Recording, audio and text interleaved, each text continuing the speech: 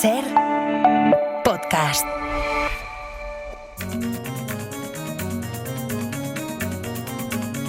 Hoy por Hoy Magazine.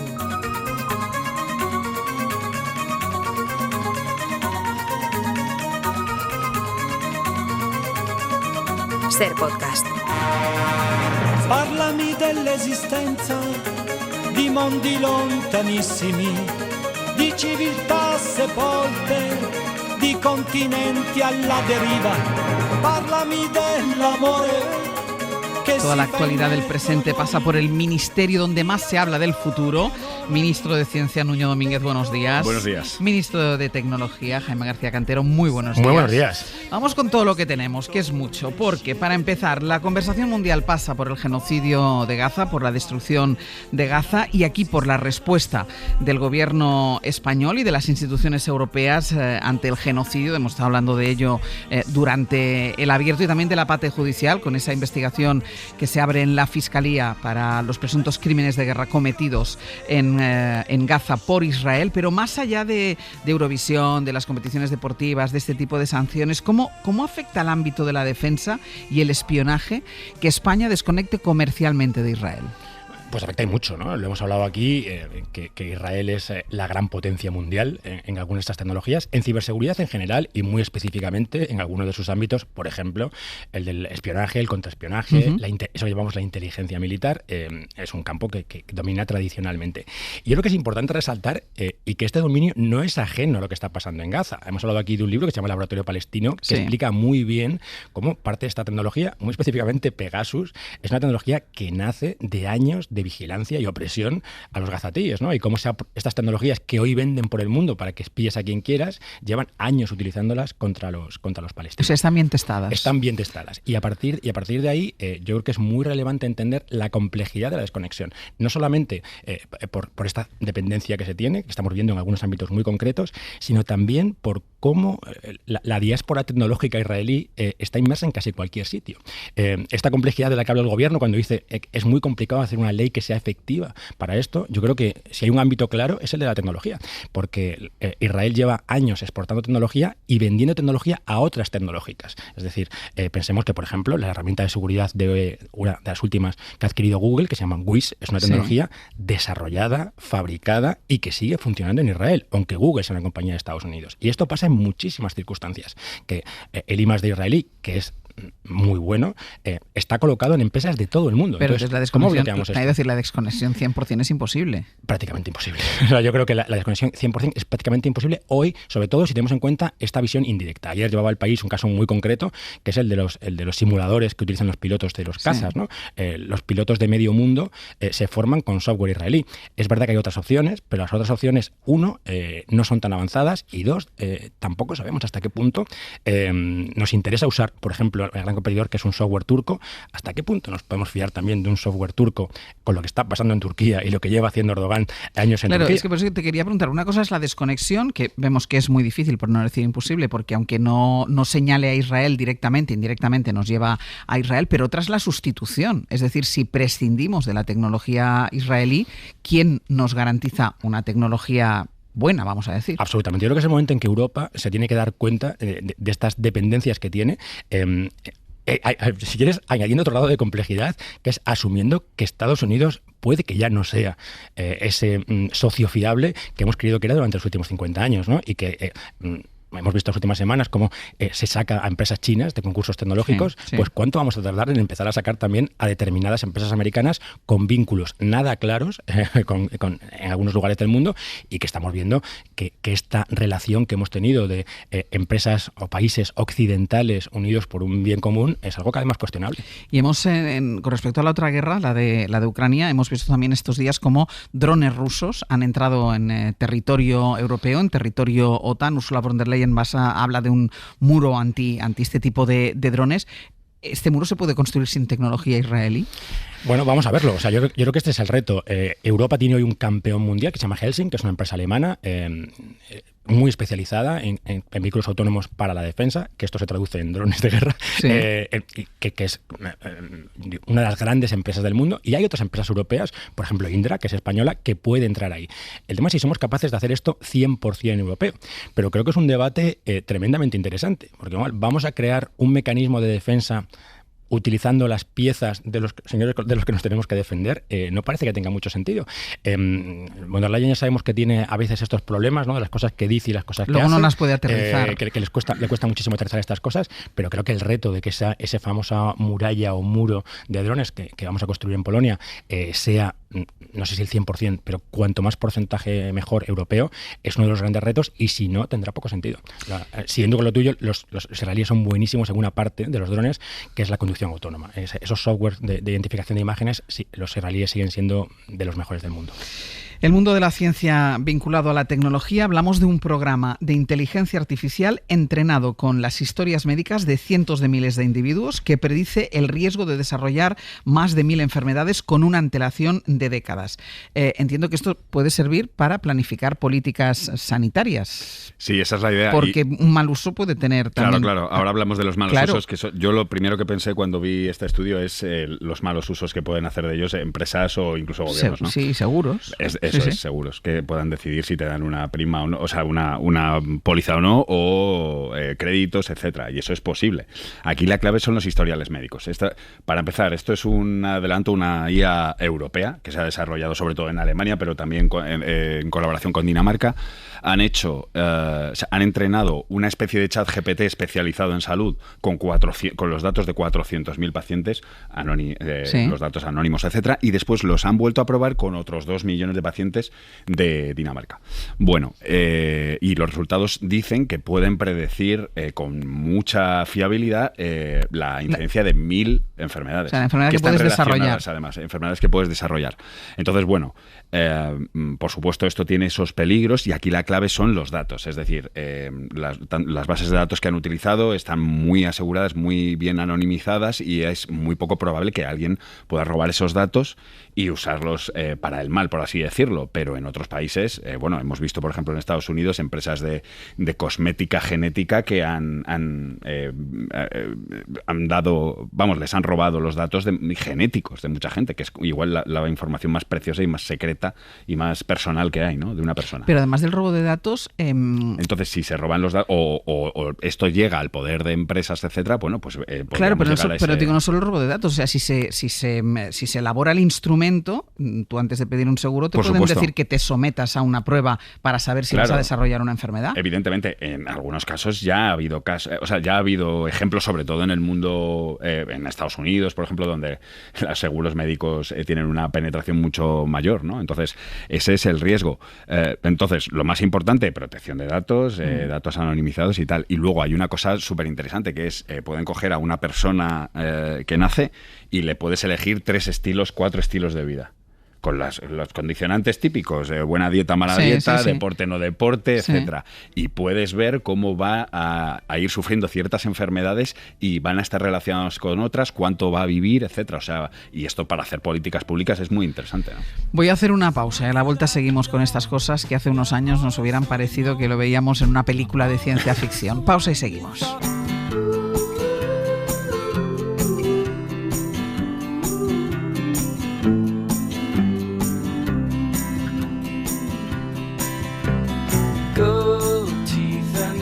For this town, we're all in my mouth. Only I don't know how they got out. Aquí estamos en nuestra mesa del Consejo de Ministros con nuestros ministros de Ciencia y Tecnología, con Nuño Domínguez y con Jaime García Cantero. Estábamos hablando de la inteligencia artificial usada en la medicina, pero hablando de esto, Jaime, Alibaba, que es la gran empresa china, está entrenando sus modelos de inteligencia artificial por muchísimo menos dinero que los americanos. ¿De cuánto dinero menos estamos hablando? Bueno, yo creo que es importante, sobre todo porque hablamos poquísimo de las empresas chinas, ¿no? Alibaba, que es una de las grandes empresas chinas, porque hay muchas empresas chinas. Alibaba, que replicó el modelo de Amazon durante años, solo que más barato, pero igual, la venta online, hoy se ha convertido en un gigante de muchas cosas, entre ellos de la inteligencia artificial. Y una de las cosas de las que está presumiendo es que sus modelos gastan hasta 700 2 veces menos que los de OpenAI en ser educados, ¿no? En ser entrenados. Y esto es tremendamente relevante porque además Alibaba, que para que os hagamos una idea, es una compañía que acaba de presentar resultados y ha ganado 18.000 millones, o sea, es un gigante absoluto, pero es que es capaz de ganar todo este dinero haciendo inversiones masivas en inteligencia artificial. Y digo masivas porque no solamente está entrenando modelos, sino que está fabricando sus propios chips. Y esto es muy interesante y creo que es una de estas noticias de las que hablamos poco.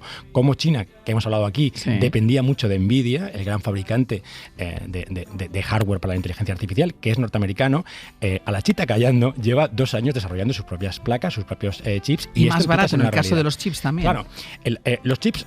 Como todo, los chinos no sabemos el coste real de las cosas en China, porque lo que nos cuentan a nosotros está súper comprobado que a veces es verdad y a veces no, ¿no? Entonces, los chips serán más baratos que los de Nvidia, casi seguro, porque los de Nvidia son carísimos, casi seguro que sean más baratos, pero es que si tú eres capaz de fabricar chips hipotéticamente más baratos y además entrenar esos chips de una forma mucho más optimizada que la que lo hacen los Estados Unidos, ojo, que estamos ante grandes campeones de la inteligencia artificial que van a llegar de repente y ni siquiera estábamos al tanto de lo que está ocurriendo. Y creo que a veces abrir esa ventana a lo que está ocurriendo en China es tremendamente relevante. Hace 2 días China ha dicho que va a intentar prohibir que cualquier empresa compre chips de Nvidia simplemente para echar gasolina a esta industria, ¿no? Para que la industria local siga creciendo. Entonces, mientras los europeos seguimos pensando en otras cosas, tenemos a 2 gigantes a un extremo del mundo y al otro, que cada vez van más rápido, jugando una guerra en la que Europa es absolutamente irrelevante. ¿Y por qué somos irrelevantes? Bueno, el tema de los chips ya hemos dicho que es un tema que es muy difícil competir porque hace falta mucho dinero y mantenido en el tiempo. Tienes que estar muchos años invirtiendo en tecnología puntera para mantenerte ahí. Europa tuvo algún proyecto ahí en el Reino Unido muy ligado a este tipo de cosas y lo dejó comprar a una empresa japonesa que lo compró y nadie dijo nada. Y esto es especialmente doliente cuando te das cuenta de que esa empresa se había desarrollado con fondos públicos europeos, ¿no? a la innovación y alguien de fuera viene a comprártelo y nadie dice nada. ¿Nos imaginamos que alguien fuera a comprar Nvidia en Estados Unidos o fuera a comprar Huawei o fuera a comprar Alibaba? ¿Qué ocurriría? Pues este pensamiento naif que tenemos los europeos, ¿no? de que hay que dejar a todo el mundo hacer lo que quiera, pues nos está llevando a estos sitios. Pues mira, de tecnología china habló Nicolás Maduro la semana pasada. Esto me lo regaló Xi Jinping, un Huawei. Mira, el mejor teléfono del mundo, el Huawei. Y no te lo pueden intervenir los gringos. No, claro, te lo pueden intervenir los gringos, pero te lo pueden intervenir los chinos. Claro, lo que pasa es que lo sabrá. Yo ya doy por hecho que me controlan. Pero prefiero que prefiero que me intervengan los chinos que no los gringos. Pero Huawei, que está en esta guerra, ¿no? De demostrar al mundo que es una empresa independiente, creo que esta declaración no le ayuda mucho a quedar como independiente, ¿no? Esta publicidad no sé si te ayuda, ¿no? Yo soy independiente y al día siguiente te recomienda Maduro, no sé yo, no es lo mejor que te puede pasar. Pero fíjate, es esta diplomacia que Estados Unidos está haciendo, por un lado, tecnológica, y que China está haciendo en otra parte del mundo, ¿no? Como en muchos países de África, en muchos países de Latinoamérica, y empieza a pasar también en algún país europeo del que todos podemos sospechar, especialmente Hungría. China está haciendo una diplomacia tecnológica muy brillante, y vamos a ver a dónde nos lleva esto. Lo que sí parece que ha terminado no es el conflicto de TikTok, porque Trump anunció esta semana un acuerdo con TikTok para que siga operando en Estados Unidos. Bueno, Trump es un poco boca chancla, ya sabemos. Ha hablado de esto antes de poder hablar. Se supone que hay un acuerdo, todavía no está muy claro las condiciones, pero tiene que ver, vamos a decir, con la matriz norteamericana de TikTok, ¿no? Que va a empezar a depender de un consorcio de empresas que, sorpresa, está liderada por Oracle, que te recordarás, hablamos la semana pasada. El señor más rico del mundo. Del señor Larry Ellison, el del jet. El que sobrevuela con un caza en San Francisco. Que me dijeron ayer que, aparte de todo esto, compró una isla en Hawái y a la gente que vivía allí y se quejó de que lo compraban, les ofrecía dinero para irse directamente. Iros de mi isla, que le he comprado yo. Que el señor es una maravilla. Bueno, aún gracias que les ofrecía dinero y no les desahuciaba así. Directamente, ¿no? No les echaba directamente. Pues al final la matriz de TikTok en Estados Unidos quedaría pendiente de un control de varias empresas, entre ellas la parte de la infraestructura de Oracle. El tema aquí es lo siguiente, ¿no? Entonces, Donald Trump, que estaba tan preocupado de lo que podía hacer el gobierno chino con TikTok, parece que le preocupa poco lo que puede hacer el gobierno americano con TikTok, porque ahora, claro, el algoritmo de TikTok, vamos a ver qué ocurre con él en Estados Unidos, porque esto solo aplica allí. O sea que al final este señor es el hombre todavía más rico del mundo, ¿no? Pero yo creo que le suele pasar, ¿no? Cuando te haces el más rico, llega ya un momento, tú no lo sabes, Nuño, pero llega un momento que cuando ya tienes mucho dinero, Ya no- solo haces que ganar más no dinero. miras los números, pero miras sabes que está creciendo la Exacto, cuenta. no Sí, paras sí. de ¿En qué te lo ganar gastas? dinero. ¿En qué te lo gastas? Cuando tienes tanto dinero, o sea, es que Sí, o sea, te levantas por la mañana y dices, hoy ¿en qué me ¿qué lo me gasto? compro? No voy a conseguir gastarme todo el dinero que tengo para hoy. Exacto, ¿qué me compro? ya tengo un caza, una isla, ¿qué más De puedo todas tener? formas, todo lo que está pasando en Estados Unidos, hemos cerrado el abierto nosotros con la cancelación del programa de Jimmy Kimmel, que ya uno de los mejores presentadores de Late Show, que también ha conseguido Donald Trump que se vaya, bueno, que le cancelen el programa. Quedan dos, y además lo ha dicho así Donald Trump, que están en su punto de mira. Es decir, que lo que está, el panorama. El día que Donald Trump se vaya, si es que se va algún día, y hagamos un repaso del panorama que deja a su paso, es tremendo, es desolador. Claro, es que quedan 3 años de esto, ¿eh? O sea, me refiero que Por le eso. queda mucho tiempo de hacer... Sí. Entre otras cosas, veremos lo que pasa también, lo hemos hablado muchas veces con la investigación, con la sanidad, con los bancos de datos. Estados Unidos elimina la vacuna de la hepatitis y deja de recolectar datos sobre el clima. Bueno, esto va a pasar hoy en una reunión que empieza hoy del panel de expertos en vacunas, que ya contamos aquí que el jefe de la salud de Estados Unidos, Sí. Robert Kennedy, les había sacado a todos y ha puesto a muchos miembros que son directamente antivacunas, y la verdad es que el contexto es tremendo. Ayer testificó en el Congreso, en el Parlamento, la directora del Centro de Control de Enfermedades que el propio Kennedy había propuesto, y después la despidió. ¿Por qué? Porque le dijo, vamos a cambiar los calendarios de vacunas, y ella le dijo, bueno, dame datos científicos que avalen, sustenten. claro. Y por supuesto no había datos, con lo cual ella, bueno, pues dijo que no iba a cambiar nada, etcétera. Y dijo que a puerta cerrada Kennedy le llegó a decir que la gente como ella se dedica a matar niños. O sea, el clima de tensión en Estados Unidos con lo de las vacunas es alucinante. En agosto, mientras nosotros estábamos de vacaciones, no teníamos sección, un hombre con un rifle de repetición atacó el Centro de Control de Enfermedades y mató a un policía porque estaba en contra de las vacunas de COVID. Y en ese contexto, hoy se reúne este panel que puede no recomendar la vacuna de la hepatitis B, que está demostrado que ha reducido los casos de contagios en niños de decenas de miles de casos todos los años a una decena o a 15 casos al año, y puede causar lesiones hepáticas importantes, etcétera. Y aparte es que la inmensa mayoría de los países del mundo vacunan a muy temprana edad, ¿no? Entonces esto sobre todo es un tema político. Aquí ya se ha quitado la cara a Kennedy y es un ataque frontal a las vacunas, sobre todo basado no en hechos y no en pruebas, sino en todo lo contrario, en distorsiones completamente de la realidad. A otra de las empleadas del CDC que han despedido le dijo que las vacunas contienen trozos de fetos. O sea, cosas que son realmente pero el problema alucinantes. es que esto va permeando en parte de la sociedad. Va permeando y sobre todo... Y se va multiplicando el efecto del movimiento antivacunas. Yo confío en que aquí veamos también una batalla legal, como hemos visto en otras cosas, como la ciencia, las universidades, etcétera. ¿Qué está pasando? Senadores republicanos se están poniendo en contra de Kennedy. Hay estados que han dicho, bueno, el gobierno federal puede decir lo que quiera, nosotros mantenemos el calendario. El calendario. Las propias aseguradoras médicas les han dicho a sus clientes que ellas seguirán dando las vacunas a sus asegurados. Pero claro, al final, quien más sufre serán los que tienen que pagarse las vacunas de su bolsillo. Porque, los vulnerables. Eso es. Y estas vacunas a veces, si las tienes que pagar tú en Estados Unidos, no son baratas. Entonces, si tienes que elegir entre comer y vacunar al niño y arriesgarte a que pueda coger hepatitis B, pues ahí es donde los que más van a sufrir son los más pobres. Y bueno, y es otra decisión que al final impacta a todo el mundo, ¿no? Porque lo que decías de los efectos de Trump es que la presidencia de Trump ha sido un desastre para todo el mundo, global. Sí. Tanto hay para un los sector países claro. pobres como para los ricos, es brutal. Hace unos días se reunieron Putin y Xi Jinping y hablaron de longevidad, de trasplantes de órganos, de cómo hoy en día una persona de 72 años, como tienen ellos, es un niño. De hecho, hablaban de ellos como que serían inmortales. Psicológico. Putin habló de inmortalidad y es un tema que obsesiona también a Javier Milei, es decir, obsesiona a un tipo de personajes en concreto.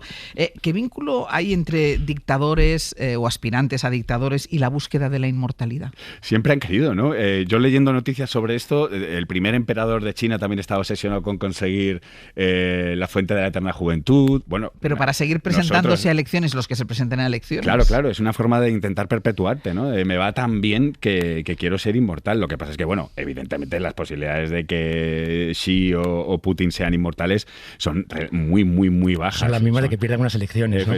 Eso sí.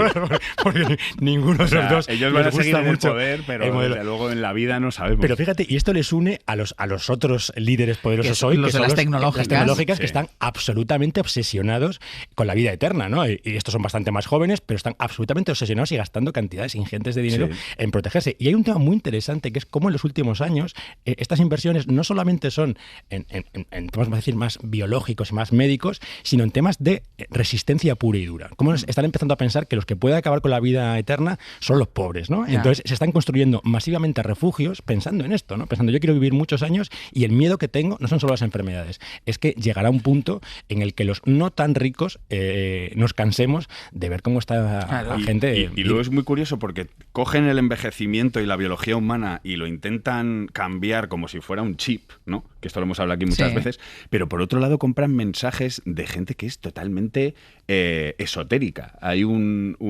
reportaje este fin de semana sobre José Luis Cordeiro, que es una persona que dice que la muerte va a ser opcional en esta generación. O sea, para nosotros la muerte va a ser opcional, si quieres te mueres y si quieres no. Y es uno de los favoritos de Javier Milei, y este hombre también va a estar aquí en las próximas semanas dándose la mano con el alcalde de Madrid, visitando la asamblea, y al final es una mezcla de científicos que sí tienen un mensaje serio sobre el envejecimiento y gente que vende unos mensajes totalmente alucinantes. Mira, hablando de viejos, se ha encontrado en Asia las momias más antiguas del mundo. No son restos no son restos de un dictador de hace miles de años, ¿no? Yo creo que en aquella época no había dictadores. ¿Y de qué eran? Bueno, es bastante sorprendente. No son momias al estilo egipcio, ¿no? Tan bien conservadas, etcétera, pero sí que parece que ha habido un proceso de momificación con fuego, es decir, los han ahumado lentamente y las momias en teoría se quedaban estoy pensando en los salmones ahumados. Bueno, pues imagínate un salmón ahumado pero entero y totalmente ennegrecido, etcétera, pero es que además lo retuerces para enterrarlo. Hoy espero que no haya salmón de menú aquí porque... Os recomiendo que veáis las fotos, porque lo más interesante es que hay tribus de Papúa Nueva Guinea que siguen haciendo esto, muy parecido a como se hacía hace 10.000 años. Para conservar los cadáveres. Eso es, y lo tienen en una habitación especial de sus casas, y hay momentos en los que lo sacan para un poco como tener una presencia física de tus seres queridos, ¿no? Entonces ellos, claro, lo que no sabemos es las creencias que había alrededor de estas prácticas, porque además los enterraban en posiciones totalmente encogidos sobre sí mismos, pero las articulaciones no estaban rotas, y esa ha sido la clave que ha hecho a estos investigadores analizar si tenían restos de humo o de fuego, y ahí han visto que la desecación de los tejidos blandos les permitía mantenernos en esta postura a la gente. Es curioso. La semana que viene más. Hasta luego, no comáis salmón este mediodía. Hasta luego. Hoy por Hoy Magazine. Ser Podcast.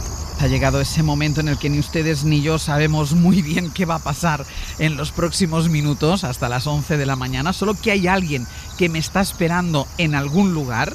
Yo no sé su nombre, no sé a qué se dedica, lo único que me puede dar una pista es ese sitio en el que nos vamos a encontrar, porque lo ha elegido él, ¿eh? Siempre lo elige la persona con la que me encuentro.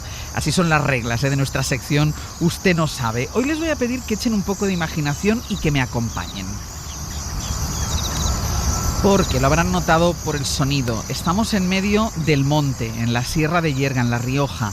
A estas horas, en la cara norte, que es donde nos encontramos, la sombra se estira, el aire es fresquito, hay una persona agachada junto a unas viñas, así que voy a saludarle. ¿Qué tal? Muy buenos días. Hola, buenos días, Ángels. ¿Qué estás haciendo? Bueno, ahora mismo estoy haciendo un muestreo, que es un trabajo que hay que hacer antes de la vendimia, para probar un poco las uvas, ver cómo están, para acabar decidiendo la fecha en las que las vendimiaremos. ¿Cómo describirías, porque es verdad que yo estoy viajando con la imaginación y los oyentes están en sus casas o en el coche, cómo describirías el escenario de nuestra cita? Bueno, es un lugar, para mí es un lugar mágico, entre otras cosas, porque nací aquí, pero si lo tengo que describir a los oyentes, es un lugar muy bonito porque la Sierra de Yerga es un anfiteatro natural, es una especie de semicírculo orientado al norte, que está a sus pies, tiene el Valle del Ebro. Estamos viendo ahora el Valle del Ebro por debajo de nosotros, al fondo vemos ya montañas cercanas a Pamplona, y si estiramos la vista llegamos a ver incluso los Pirineos ahí al fondo, a casi 200 kilómetros de distancia. Entonces es un lugar con mucho que ver y con un paisaje realmente admirable. ¿Naciste aquí y desde pequeño has estado muy pegado a esta parte? Sí, yo, nací en Quel, que es mi pueblo, que es uno de los pueblos que forma parte de lo que es la Sierra de Yerga. Y bueno, mi infancia se desarrolló aquí, en estos viñedos, con mi padre, con mis abuelos, aunque luego me desvinculé ligeramente porque fui a estudiar a arquitectura y bueno, mi vida profesional se movió por otros lugares durante unos años hasta que decidí volver a esta tierra. Ya me has dado una pista, estudiaste arquitectura, primero dime cómo te llamas. Bueno, yo soy Javier Arizcuren. Javier Arizcuren, que estudió arquitectura, pero que ahora mismo está agachado mirando a ver cómo están las viñas. Entonces, ¿qué tiene que ver una cosa con la otra? Sí, bueno, si me lo hubiesen dicho cuando empecé a estudiar arquitectura, no hubiese afirmado que iba a pasar. Bueno, tiene que ver, yo, como decía antes, nací aquí y crecí en estos viñedos. Entonces, esto es algo que uno tiene muy metido dentro y en algún momento de tu vida, y sin que tú lo estés buscando, pues te llama, ¿no? Te hace un toque de atención y te dice, oye, ¿tú te acuerdas que tienes ahí unos orígenes y que tienes ahí tus raíces? Y eso es lo que me pasó. Yo ya estaba ejerciendo como arquitecto, pero en un momento mi padre pues me hizo esa llamada, ¿no? Me dijo, me estoy haciendo mayor, ¿no? ¿Qué vamos a hacer con todo esto, ¿no? ¿Te vas a encargar del viñedo? Y bueno, pues la respuesta fue sí. Y de eso, pues todo esto que estoy haciendo ahora. O sea, eres arquitecto / viticultor. Sí, sigo desarrollando mis dos, no abandoné la arquitectura. ¿Y para lo segundo has estudiado? Porque para lo primero sé que se necesita estudiar. ¿Para lo segundo has estudiado? Yo creo que para poder desarrollar cualquier actividad con un poco de solvencia hay que estudiar. Sí, me fui a la universidad y hice un máster de viticultura y enología, sí, para poder hacer esto. ¿Tuviste que irte para volver? Es decir, para valorar lo que tenías. Ay, pues es una pregunta que me gusta mucho porque me la hago yo también a mí de cara a lo que haré con mis hijos. Sí, la respuesta es sí. O sea, yo creo que es muy bonito decidir por ti mismo lo que quieres hacer, ¿no? Si mis padres quizás me hubiesen empujado a hacer esto, pues yo igual me hubiese rebelado, ¿no? Con 18, con 20 años. A mí me dejaron ir y fui yo el que en un momento dado decidí volver por iniciativa propia. Y creo que eso es un camino que primero te enriquece mucho, porque en ese irte te vas cargando de conocimiento, de otros mundos, de otras gentes, y luego llegas pues como con muchas más ideas y con mucha más libertad, y te sientes además que has hecho algo que tú querías hacer, no que te llegó forzado. Y en esta vuelta, ¿tú eras consciente de la dimensión de lo que supone ser viticultor? Y te lo digo porque no sé si tu padre lo era más a nivel más artesano. Sí, mi padre sigue siendo viticultor porque sigue yendo a la viña con sus 85 años, sigue yendo todos los días, así que viticultor. Y hasta el último día que va a ir, seguro. Sí, no, a mí no me cabe duda de que va a estar ahí hasta el último día. Bueno, sí, no era del todo consciente. Yo creo que tenía esa inconsciencia atrevida que a veces ayuda, ¿no? Porque si te paras a pensar en todo lo que hay detrás de un proyecto de cultivar la viña, de cuidar la viña, de luego transformar eso en vino, comercializarlo, venderlo por el mundo, en fin, hay muchísimo trabajo que en aquel momento quizás no me planteaba. Pero bueno, bienvenido sea, porque si lo hubiese hecho igual no demasiado, no, y no lo hice y fui para adelante. ¿Y se pueden juntar los dos trabajos o has tenido que abandonar uno para dedicarte al otro?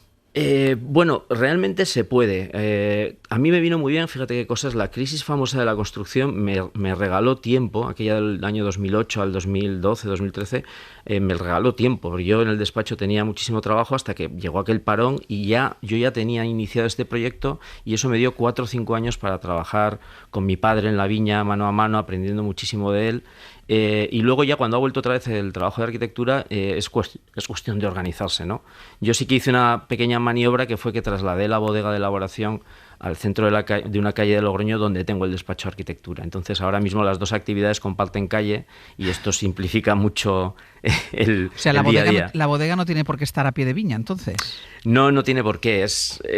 Bueno, tienes unas ciertas cuestiones de logística, que hay que trasladar la uva, pero bueno, nosotros usamos una cámara frigorífica, un transporte refrigerado y la llevamos a Logroño y ahí es donde hacemos todo el proceso de elaboración del vino. ¿Y como arquitecto disfrutas más diseñando bodegas?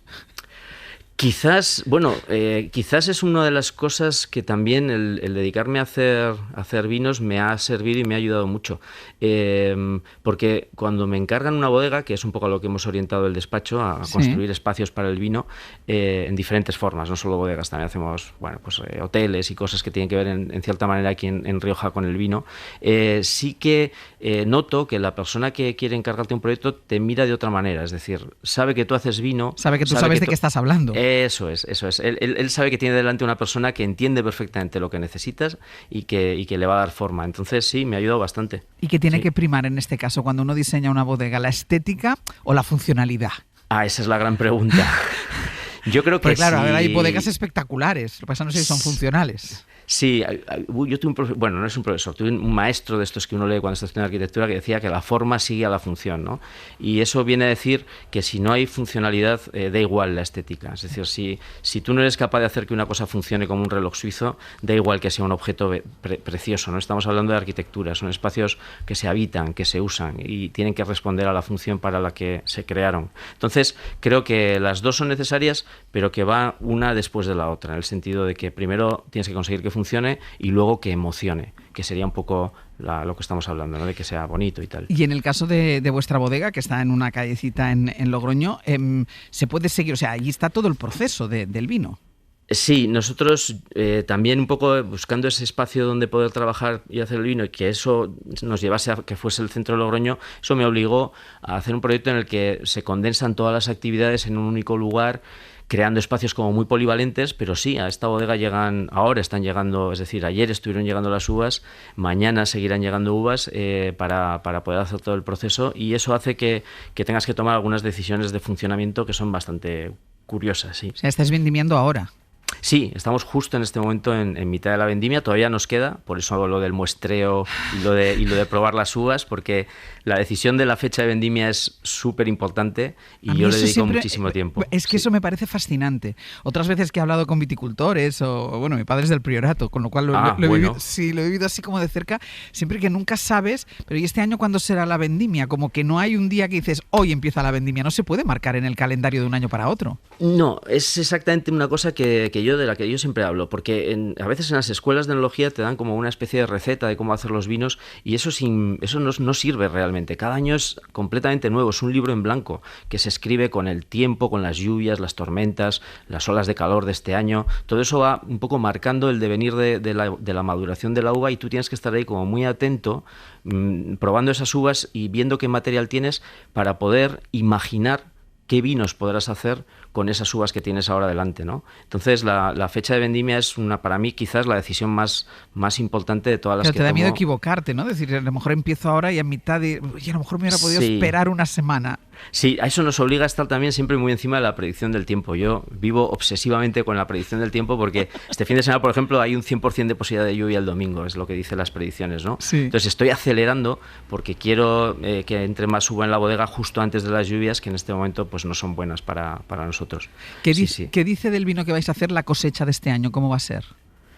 Bueno, la cosecha de este año en Rioja y en España en general va a ser corta porque hemos tenido un año climáticamente complicado, no vamos a tener muchos kilos de uva y bueno, y el año no va a ser recordado por ser un gran año y lo digo antes de saber cómo van a ser los vinos incluso. Ha sido un año en el que los agricultores hemos sufrido mucho, hay una cierta sensación de pesimismo por cómo van los mercados del vino. Entonces, no sé, es un año que para mí no va a ser recordado como un gran año en ese sentido. ¿Tú crees que os toca sufrir más a partir de ahora?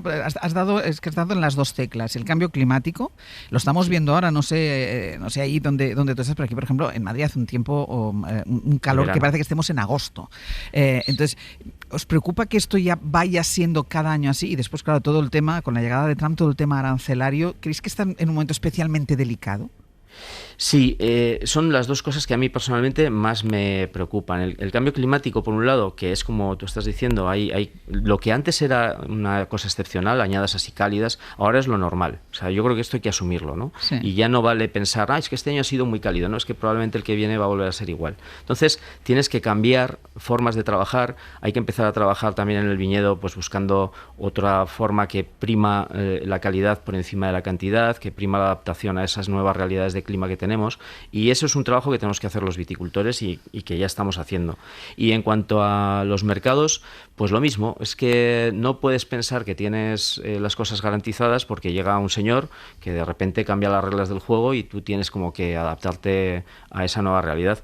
Pero también te digo que no es el fin del mundo. O sea, Estados Unidos es un buen cliente para los vinos que nosotros hacemos, en Europa en general, y va a seguir siéndolo, aunque, bueno, pues hay una nueva piedra en el camino. Porque vosotros exportáis, o sea, no solo producís para España, la bodega, que entiendo que lleva el nombre del apellido tuyo, ¿no?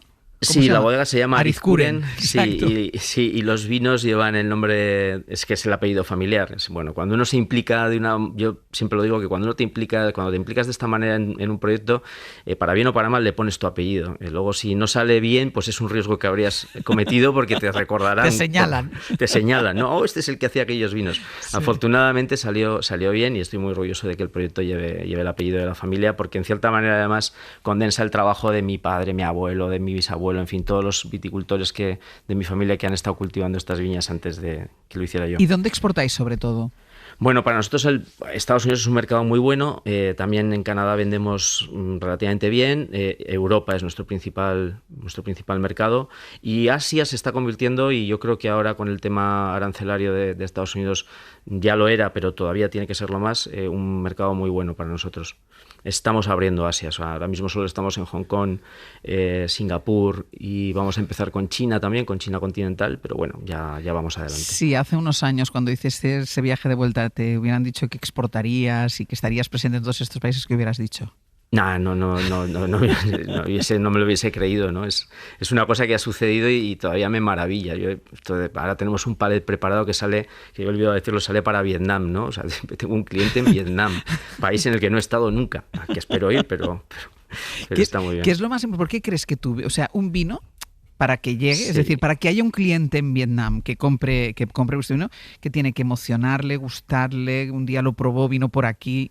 ¿Por qué se llega a eso? Sí, bueno, has dicho dos palabras, ¿no? Gustar y emocionar, que yo creo que nos llevan a dos conceptos que son los que hacen que un cliente decida comprar tu vino. Primero, tiene que estar muy bueno. Esto casi lo doy por hecho, ¿no? Tienes que hacer vinos de mucha calidad, objetivamente, vinos que sean muy disfrutables y que a la gente le guste, ¿no?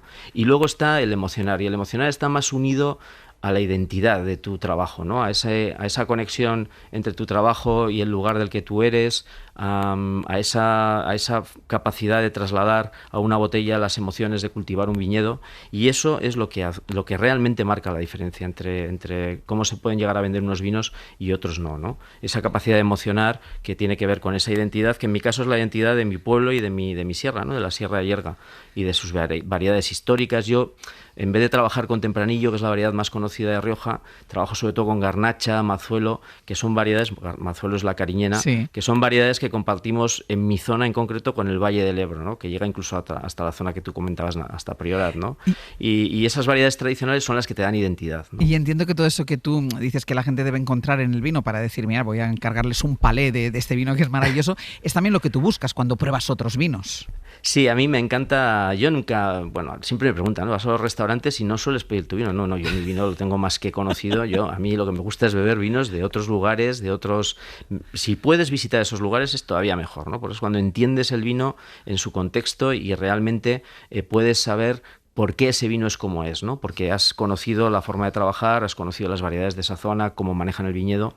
Si no puedes hacerlo porque viajar no está siempre al alcance de tu día a día, por lo menos viajar metafóricamente abriendo una botella, que es la forma más barata de viajar, porque una botella te traslada a otro lugar y te puede incluso transportar mentalmente a otro lugar porque te recuerda cuando bebiste ese vino en Priorat o cuando bebiste ese vino en otra zona, ¿no? Entonces, para mí es importantísimo probar vinos de otras regiones. Pues Javier Arizkuren, para mí ha sido un gusto. El vino es un tema que me apasiona y hablar contigo de esto me ha parecido maravilloso. Muchísimas gracias. Muchísimas gracias a ti. Un beso grande. Un beso, hasta pronto.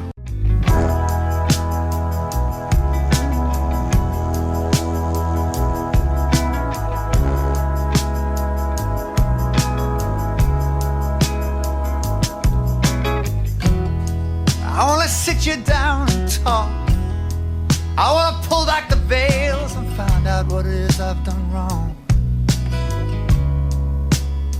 vamos ya a encarar la recta final de este programa del jueves, que además tenemos que irnos a Barcelona, que mañana. Brian Pérez, buenos días. ¿Qué tal, Ángel? Que Buenos mañana días. hacemos el programa desde el Molino. Bueno, qué maravilla. Es que tú no has estado en el Molino. Yo creo que me va a gustar. Te va a gustar. Que te va a tener un rollito vas a querer así, actuar. como un poco. Me voy a sentir un poco Cher de burlesque, un poco yo creo, vedette, ¿no? te vas a sentir un poco Bueno, vedette. pues entonces me parece una fantasía. Venga, vamos con lo que llevamos hecho hasta ahora, que es mucho. Bueno, lo primero que yo creo que podemos proponer el día de hoy es repartir un nuevo ministerio. Yo creo que a Jaime García Cantero, además de la tecnología, le vamos a poder añadir la defensa. Este hombre sabe de todo. De todo, de todo. Sabe de todo, nos viene muy bien para ayudarnos a aclarar algunos conceptos y algunas cosas que no podemos saber bien o que no entendemos bien, implicaciones de la tecnología y también de la defensa. Nos hemos centrado hoy en lo que puede suponer esa desconexión de Israel, también en lo tecnológico, en todo lo relacionado con la inteligencia. Y estas son las aclaraciones que nos ha hecho Jaime. No solamente por esta dependencia que se tiene, que estamos viendo en algunos ámbitos muy concretos, sino también por cómo la diáspora tecnológica israelí está inmersa en casi cualquier sitio. Si hay un ámbito claro, es el de la tecnología, porque Israel lleva años exportando tecnología y vendiendo tecnología a otras tecnológicas. La tecnología de Israel, que está en todos sitios, por ellos mismos o por intermediarios. Otra recomendación, ¿tú crees, Ángels, que en este programa suena buena música como esta que está sonando? Habitualmente por sí. Hay algún momento porque que... suele haber debates en torno a la música. A veces en este patinamos un poco, pero yo creo que siempre suena bien la música mayoritariamente. Y además la música, para gustos colores, siempre hay una canción que le gusta a alguien. Bueno, una recomendación de este programa es la primera de Hoy por Hoy, ¿vale? Esta canción que está sonando es una de las primeras canciones que sonó contigo en el Hoy por Hoy al frente a las 6 de la mañana. Están todas recopiladas, hay como 100 y pico canciones. Si tú buscas la primera de Hoy por Hoy en todas las plataformas de música, una lista en de música en Spotify. En todas las plataformas podéis encontrar la primera de Hoy por Hoy, que Venga. ahí hay bueno, malo, de todo. De todo. Y si no se la saltan, si ahí llega una que no les gusta, ¡pum!, se la saltan. Claro, eso es. Y bueno, una cosa que no te puedes saltar, yo creo otra cosa que nos encanta, es el vino. Por Venimos favor. de hablar de vinos con Javier Arizcuren, viticultor, arquitecto, y nos ha hecho una propuesta muy interesante, viajar con el vino. Por lo menos viajar metafóricamente abriendo una botella, que es la forma más barata de viajar, porque una botella te traslada a otro lugar y te puede incluso transportar mentalmente a otro lugar. Para mí es importantísimo probar vinos de otras regiones. Un buen viaje se han debido pegar con el vino Melania Trump, Donald Trump. No, Donald no bebe vino. Donald no bebe vino. Bueno, vale. Donald no bebe vino, pero bueno, el rey Carlos III, la reina Camila y Melania se han pegado un buen viaje seguro con 5 copazas de vino que tenían en esa mesa del banquete de Estado ayer en este viaje de Estado que han hecho a Reino Unido. Y hoy en el mapa de sonidos hemos intentado comentar un poco, que también nos encanta comentar de la gastronomía, qué es lo que han cenado ayer. Panacota de berros con galleta de mantequilla y parmesano y ensalada de huevo de codorniz. Un poco duro, por la noche. Galleta de mantequilla, panacota. Esto es un poco duro para la noche. Pues eso es el entrante. Vale. El principal, balotín de pollo orgánico envuelto en calabacín con una infusión de tomillo y ajedrea. Esto ya es más ligerito. Y de postre, bomba de helado de vainilla con interior de sorbete de frambuesa. Yo no sé de si queso. les dejaron luego en la mesilla de Palacio Un Alka-Seltzer. alguna cosita Un sal de frutas. luego para la acidez, porque claro, meterte esta ¿Nuestra cena de esta noche en Barcelona va a ser así? Yo creo que vamos a ir un poco más suavitos. Vale. Por suerte, porque también madrugamos. Porque y no madrugamos conviene, mucho. No conviene llenar mucho el estómago. ¿Qué nos queda por hacer? Que ya estamos a punto de terminar. Nos queda una horita y pico. Antes de irnos a Barcelona con Ed Sheeran, que está sonando, precisamente vamos a ir a la gastronomía. 3 maravillas que yo creo que deberían ser declaradas maravillas del mundo: las croquetas, la chistorra y, como no, los churros. Vale. Entraremos en el debate, no sé si nos dará tiempo, del churro o la porra. Yo no sé si eres tú más de churros. Yo más de churros. Para esto también hay debate. Y luego, pues también el cine, claro. Vamos a revisar el repaso a la trayectoria de Robert Redford, Expediente Warren, novedades. Pues y venga, que a disfrutar. Ocaña está llamando a la puerta. Venga. Venga, vamos a dejarle entrar. Hoy por Hoy Magazine.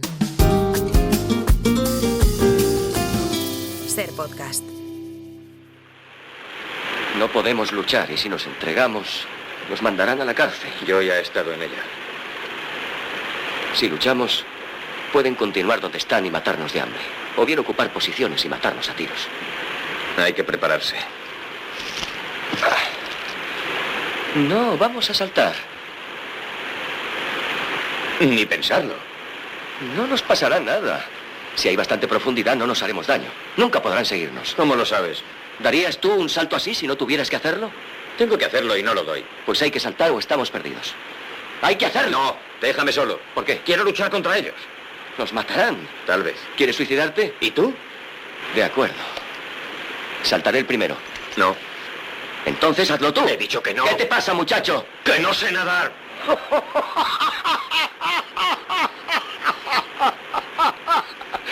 Eres un iluso. No creo que salgamos con vida.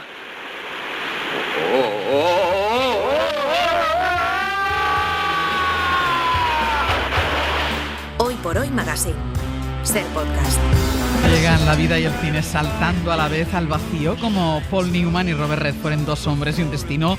Poco más que añadir. Profesor Ocaña, Javier Ocaña, buenos días. Muy buenos días. Porque claro, nosotros teníamos sección de cine hoy, ¿y qué decimos después de que ya todo el mundo lo ha dicho todo? Bueno, algo aportamos. Algo queda por decir, no venga. lo sé.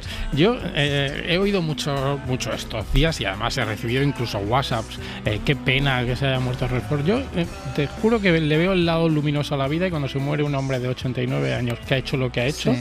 lo que siento es gratitud. Gratitud por lo que nos ha dado en todos los sentidos. Bueno, un hombre que yo creo que trascendió el oficio, comprometido dentro y fuera de la pantalla, y luego se ha dicho bastante, o se ha dicho un poquito, que podía ser casi uno de los últimos del Hollywood clásico. A ver, Robert Redford no es del Hollywood clásico, hace de bisagra entre el último año del Hollywood clásico, que es el 66, y en el 67 empieza lo que se llama el nuevo Hollywood. Sí. Es decir, la generación de los moteros tranquilos, todos los salvajes. Newman era 10 o 12 años mayor que él, y empezó más joven. Entonces él triunfa en el nuevo Hollywood, no es del Hollywood clásico. Y ahí quedan muchos nombres todavía. Esto no se acaba nunca. Queda, por ejemplo, Woody Allen, Diane Keaton, Jack Nicholson, Robert De Niro, Al Pacino, Dustin Hoffman, además de Clint Eastwood. Y luego viene la generación inmediatamente posterior, que es la de Meryl Streep. Así que, bueno, alegremos. Queda todavía mucho. Queda mucho. Queda muchísimo. ¿Qué tipo de películas hacía o con quién trabajaba? Yo creo que encarnó tanto al héroe moral con compromiso, vulnerable pero firme, un cine muy marcado por la política y por el compromiso de los años 70. Es una especie de galán moderno para unos nuevos tiempos mucho más convulsos, los tiempos de los asesinatos políticos, del hippismo, de la guerra de Vietnam y todo ese tipo de película relacionada con la sociopolítica. Dice western crepuscular, thriller conspiranoico, y yo creo que hay tres nombres ahí importantes en la carrera de Redford. Los tres forman parte de lo que se dio en llamar la generación del compromiso político, liberales de izquierdas, liberales progresistas, y ahí esos tres grandes nombres son Alan J. Pakula, con el que hizo Todos los hombres del presidente, Josh Roy Hill, con el que hace El golpe y Dos hombres y un destino, y Sidney Pollack, con el que hizo Tal como éramos, Los 3 días del cóndor, y luego ya más tarde Memorias de África. Eran directores además que venían de la televisión, de la incipiente televisión, de dirigir capítulos de series de los años 50 y 60, y que lo que tenían con el compromiso político no era una homilía y una charla, hacían una cosa mucho más interesante, que es hacerse las preguntas correctas. Qué bueno. Y eso es muy importante. Qué cine más maravilloso. Mucho más importante. Él era un gran actor, de eso no hay ninguna duda. ¿Era un gran director también? Y también era un gran director, era un actor muy sobrio, nada sobreactuado. Por ejemplo, Newman sí que lo era más, sobre todo de joven, con esos tics un poco del Actors Studio, y de Dustin Hoffman y de Jack Nicholson ni hablamos. Él era mucho más sobrio, esa mirada y ese pozo de belleza física y de belleza cinematográfica, que creo que es distinto. Y luego era un gran director. Él debuta con Gente corriente, que es una película que a mí me afectó muchísimo, porque es de un adolescente, y yo la vi de adolescente que se intenta suicidar y sin ningún motivo concreto. Eso era un peliculón que ganó el Oscar a la mejor película a principios de los años 80, y luego tiene un par de películas políticas que me gustan mucho. Quiz Show, el dilema, sobre un amaño en un concurso de televisión de preguntas-respuestas con Ralph Fiennes y John Turturro, y Leones por Corderos, que es una película política que también me gusta mucho, y una película muy bonita como El río de la vida. Era un muy buen director Redford también. Pues vamos a hacer una cosa, porque saben que nuestros oyentes que pueden pedir una crítica bajo demanda, pueden plantearle a Javier Ocaña qué película quieren que él analice, que haga la crítica, y lo tienen que hacer a través de una nota de voz que nos pueden dejar en el WhatsApp del programa, al 638-313466. Nos dicen el título de la película, de la época que ustedes quieran, no tiene por qué ser un estreno reciente, puede ser hasta del cine mudo si ustedes quieren. Claro. 638-313466. Pero esta temporada sumamos las autocríticas. autocríticas, ¿no? Es Vamos a decir algo así. Como crítica porque me da la gana, Vale. autocríticas. Vale, y entonces hoy la autocrítica porque te da la gana, de pelis que se pueden ver en plataformas, Eso lo que sea, es. traes una de Robert Redford. Eso es, no una de las más conocidas. Trabajo para la CIA. No soy un espía. Me limito a leer libros. Leemos todo aquello que se publica en el mundo y metemos todas las conspiraciones, planes criminales y claves en una computadora, y la computadora los confronta con los planes y operaciones actuales de la CIA. Una dices de las menos conocidas. No de las muy conocidas. Los Trecios del Cóndor, película de Sidney Pollack, thriller conspiranoico de los años 70, muy típico de esos años. Es la CIA, como escuchábamos en el corte, tiene un insólito departamento al que nadie parece hacerle mucho caso, en el que unos grises funcionarios que parecen más bibliotecarios que espías se dedican a leer los periódicos de todo el mundo, las novelas, los ensayos que van sacando a las librerías, y sacan conclusiones acerca del estado del mundo y acerca de operaciones secretas que se pueden estar haciendo. Me parece una cosa fascinante realmente. Bueno, pues es una película sobre los desmanes de la CIA en aquellos años, y quizá también en estos, donde la prensa tenía un papel clave al final, cuando, no vamos a contar el final, pero cuando se descubre el complot hay una conversación fantástica entre Robert Redford y un alto mando de la CIA, en el que se preguntan, bueno, pero la prensa lo publicará, los intereses llegan hasta ellos, la prensa es libre de verdad.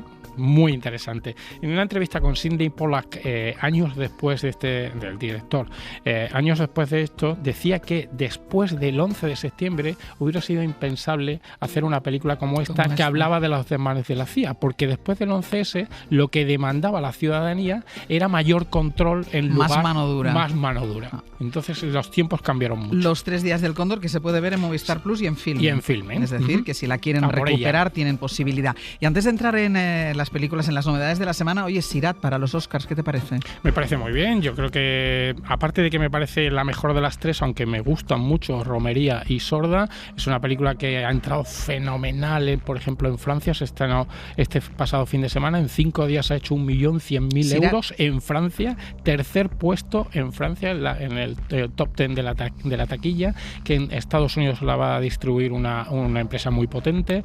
Bueno, pinta todo muy bien para Sirat.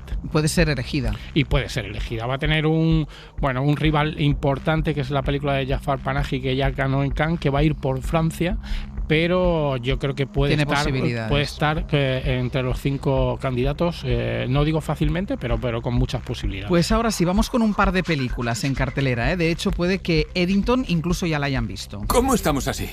Y lo que es peor, ¿merece la pena? A costa de estar en guerra con vuestros vecinos. Por eso me presento a alcalde. Alcalde de Eddington. Muchas gracias, sois estupendos. ¿Con quién estás hablando? Aquí no hay nadie. ¡Vuestro dolor no es una coincidencia! ¡Ni vosotros lo sois! ¡No! Somos una coincidencia. ¡Hay una revuelta! ¿Qué está pasando aquí? Tenemos que liberar nuestros corazones. Por el tráiler no me hago mucho la idea, como además no veo la imagen, no me hago mucho la idea de qué va esto. Y es difícil.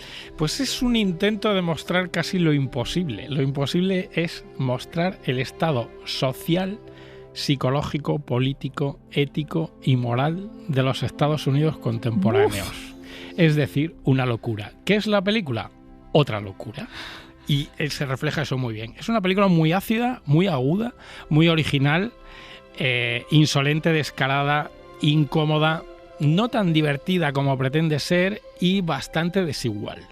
Pero es una película interesante. La protagonizan Joaquín Phoenix y Pedro Pascal, y la dirige Ari Aster, que ahora hablaremos de ella. Es una película incómoda, dices, pero ¿Eddington qué es? ¿Una ciudad o es un país? ¿Un estado? ¿Qué es Eddington?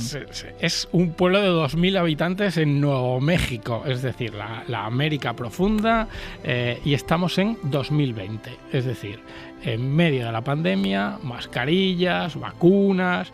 ¿Y qué tenemos? Un enfrentamiento entre el alcalde de la ciudad, que es Pedro Pascal, y es el sheriff, que es Joaquín Phoenix. Están enfrentados ideológicamente. El sheriff es un conservador, en principio no demasiado radical, pero es un conservador, y el alcalde es un progresista con sus taras también. Pulula por ahí la muerte también de George Floyd, aquel ciudadano negro muerto en manos de la policía. Por ahí están las teorías conspiranoicas de uno de esos ultraderechistas de Estados Unidos de esta época, Tucker Carlson, al que echaron de la Fox. O sea, si lo echaron de la Fox, imagina cómo era. Y la película dispara contra todos. Eso me gusta mucho. Contra los ultraconservadores, contra los negacionistas, contra los ecologistas, ciertas cosas de los ecologistas, obviamente, junto a ciertos aspectos del Black Lives Matter también. Hay blancos, hay hispanos, hay nativos. Los nativos creo que son los que mejor quedan en la película.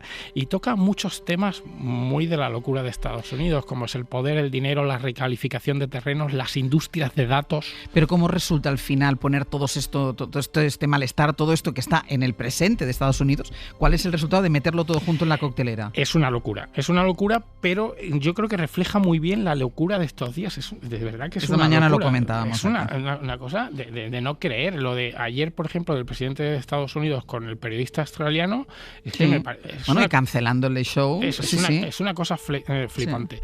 Y para eso propone una mezcla de géneros rarísima, pero creo que muy chula. Tiene alma de película de western, porque el ambiente es un poco de western, es una comedia negra, es una sátira política, es un thriller criminal. Bueno, pues esto parte de Ari Aster, que es el director, que tiene más fama, sobre todo por sus películas de terror, Hereditary y Midsommar, que a mí no me entusiasman, pero me parecen interesantes. Y me gustó más Bo tiene miedo, de la que hablamos en una crítica bajo demanda aquí poco antes de terminar el verano, que era una película surrealista e incómoda.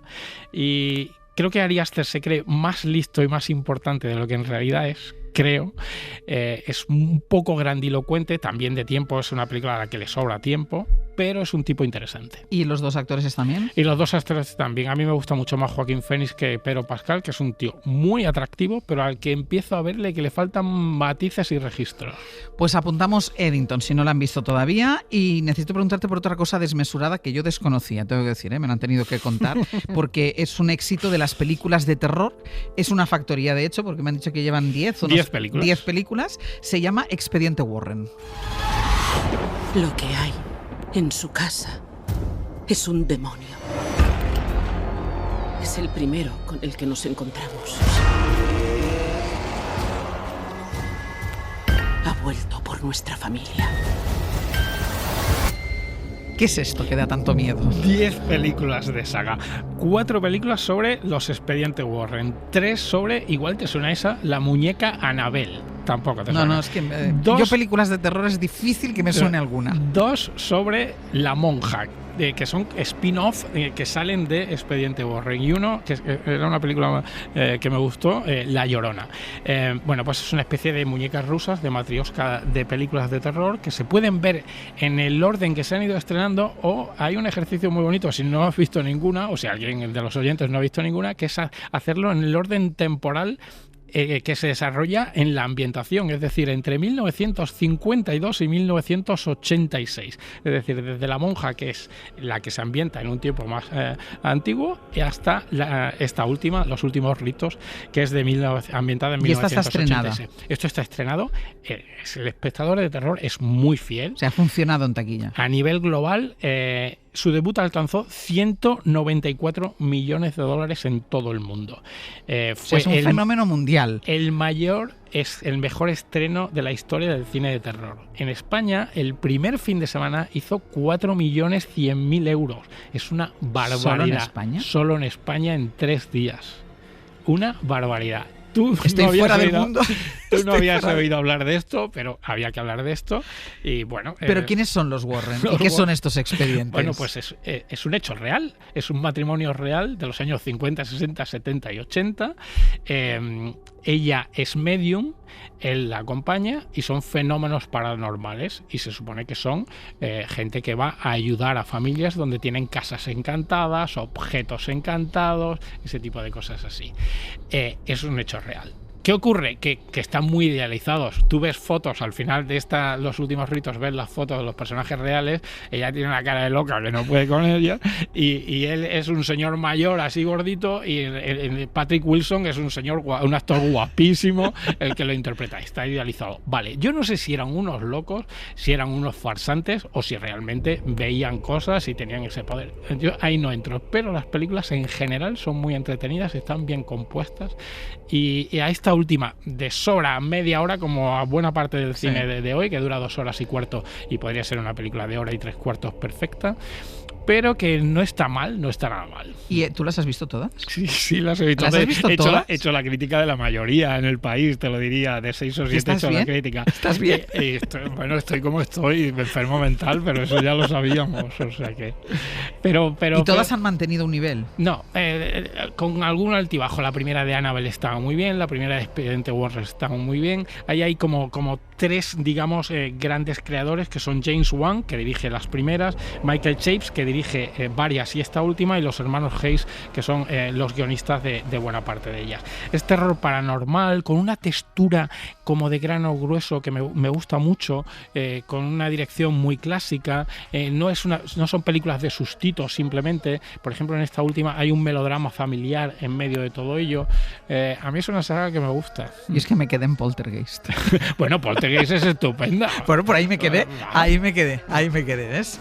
Pues la semana que viene más. La semana que viene seguimos con los Estados Unidos, que estrena Paul Thomas Anderson, película también rara y también sobre la locura de Estados Unidos. Venga, pues la semana que viene vamos con lo nuevo. Gracias. Hoy por Hoy Magazine.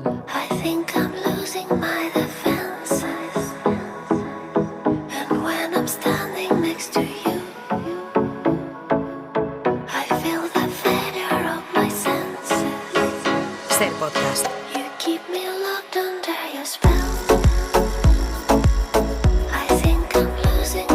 Las cocinas de Al Dente nos introducen en 3 productos a los que nadie debería decir que no: croquetas, chistorra y churros. Ya vemos cómo Ainhoa Aguirregoitia combina estas 3 maravillas. Ainhoa, ¿qué tal? Muy buenos días. Buenos días, Ángels, ¿cómo estás? Que esta mañana hemos dicho 3 Cs y es verdad, me ha corregido Mario Laurrea, que chistorra originalmente es TX. Bueno, pero se puede escribir con CH. Se puede escribir con CH perfectamente, claro, pero bueno, lo tiene registradísimo, originariamente seguro. Y nos hemos olvidado una cuarta, que sería colesterol. Después de hablar de estas 3, la cuarta palabra sería colesterol. Lo más interesante es que no están relacionadas entre sí. Esa es la clave. Ese es el cebo para que la gente siga escuchándonos. Podría haberlas relacionado, pero no. Se me hubiera ido la pinza por completo y a mí no me apetece que se me vaya la pinza hasta ese punto. Pero siempre se puede rellenar un churro de croqueta de chistorra. Exacto, o sea, se puede hacer una croqueta de churro y de chistorra. Eso me da más repelús, sí, pero un churro relleno de bechamel con chistorra, eso igual te lo compro, eso sí. Oye, mira tú, acabamos de inventar un plato. Venga, vamos, ya saben los oyentes que esta temporada hemos decidido que vamos a poner por delante la receta, que no solo es receta, sino que es alguna técnica, algo que tengamos que tener siempre casi como preparado o para poder salir de un apuro. ¿Con qué vamos hoy? Venga, vamos a continuar con nuestro taller de cocina express. La semana pasada hablamos de caldos y esta semana vamos a hablar de salsas. Vale. En la tradición francesa se habla de 5 clases, de 5 salsas madre.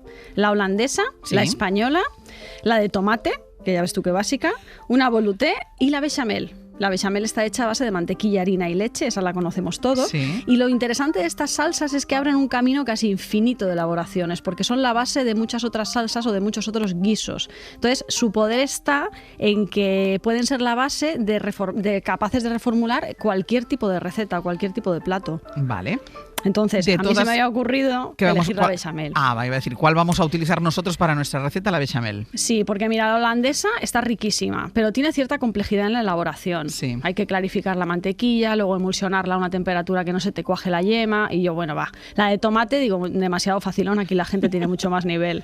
La española, podemos hablar un día de la española, pero bueno, el caso es que me quedé con la bechamel. Vale. Digo, pues vamos a hacer unas croquetas de chistorra.